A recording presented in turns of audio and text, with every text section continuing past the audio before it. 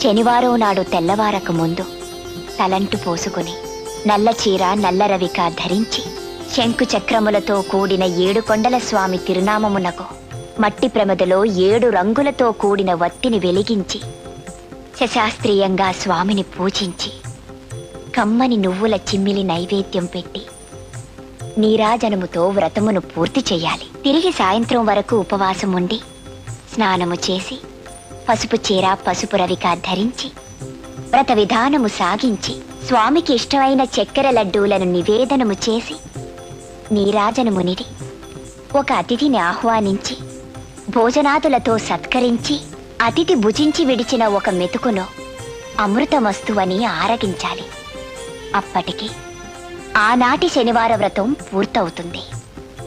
ఈ విధంగా 7 శనివారములు వ్రతమును చేసినచో ఉద్దేశించిన సత్ఫలమును పొందగలరు.